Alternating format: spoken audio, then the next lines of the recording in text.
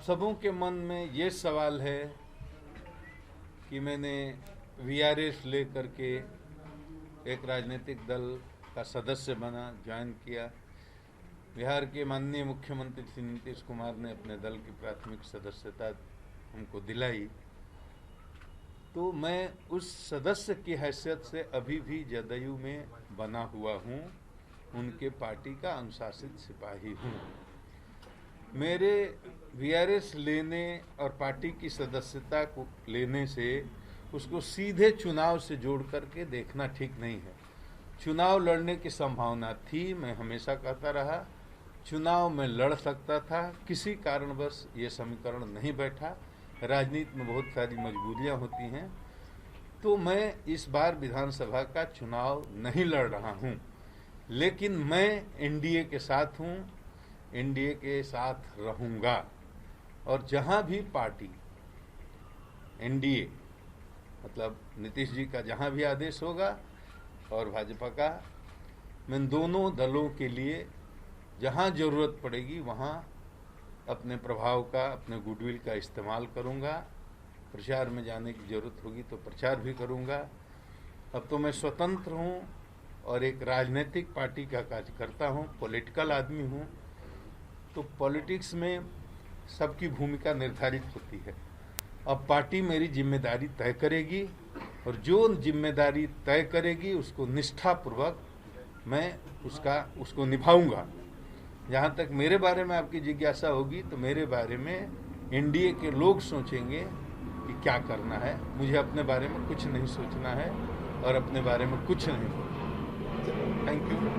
Sir, क्या लग रहा है महाराष्ट्र की राजनीति का दबाव हुआ जिसकी वजह से आपका टिकट कटा? क्योंकि आप पर आरोप लगा कि आपने महाराष्ट्र पुलिस को, महाराष्ट्र सरकार को बदनाम किया, शायद ये वजह रही। आपको क्या लगता है? पहली बात तो ये वजह तो कुछ भी रही हो, ये बड़े नेताओं के बीच की बात होगी, उसके बारे में मुझे जानकारी नहीं है। लेकिन महाराष्ट्र सुशांत के मौत के प्रकरण में मैंने जो भी किया उसमें मैंने न कोई गलती की न उसका मुझे कोई अफसोस है। मैंने 4 ही काम किया। जब उसके पिता वहां की इंक्वायरी से संतुष्ट नहीं हुए तो यहां उन्होंने एफआईआर करने की इजाजत मांगी, हमने एफआईआर करवा दिया। और एफआईआर होने के बाद कोई रास्ता नहीं बचता है, जो एफआईआर करता है उसको अनुसंधान करना पड़ता है। तो मैंने अपनी टीम भेज दी। उस टीम के साथ महाराष्ट्र पुलिस ने क्या किया उसको पूरी दुनिया ने देखा, किस तरह हमारे अधिकारियों को हुमिलिएट किया गया। तो मेरे पास और कोई रास्ता था? मीडिया में आने के अलावा मेरे पास कोई रास्ता था? तब मैंने मीडिया में आकर के हंगामा मचाना शुरू किया कि मुंबई पुलिस जो कर रही गलत कर रही है, और तब सुप्रीम कोर्ट ने इसका संज्ञान लिया। लेकिन आपको नहीं लगता है कि आपको ठगा गया? क्योंकि जिस आपने पहले भी कहा कि आप जो कुछ भी बोलते रहे हैं बिहार को लेकर, महाराष्ट्र पुलिस पे आपको मुख्यमंत्री जी ने कहा था बोलने के लिए, तो कहीं ना जब आप अकेले में जाके मिलते हैं, पार्टी ज्वाइन करते हैं, वीआरएस लेते हैं, लोगों को उम्मीद थी, आपको भी उम्मीद थी, तभी आप इतना बड़ा स्टेप लिए होंगे। तो आपको नहीं लगता कि कहीं ना कहीं आप ठगे गए? नहीं, हम नहीं ठगे गए हैं। बिहार के मुख्यमंत्री अपने जमान के बड़े पक्के हैं, वो किसी को ठगते नहीं हैं। अब आपको मैं क्यों बताऊं कि उनके हमारे बीच में क्या बात हुई है? ये तो हम लोगों का निजी मामला है ना।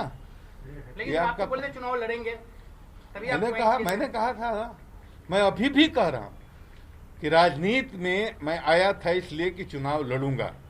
मैंने हमेशा कहा चुनाव लड़ने की प्रबल संभावना है। लेकिन दूसरी जो बात कही वो आपने नहीं सुनी, पहली बात पकड़ ली। मैंने भी कहा कि राजनीति के समीकरण ऐसा होते हैं कि कभी कभी आप जिस तरह से चाहते हैं उस तरह से चीजें मूव नहीं करती हैं, उसमें हेर फेर हो जाता है। तो ये बात समझने की है। इसमें हताशा और निराशा वाली बात तो और ठगने वाली तो कोई बात ही नहीं है। मैं उनके साथ था, उनके साथ हूं, एनडीए के साथ हूं।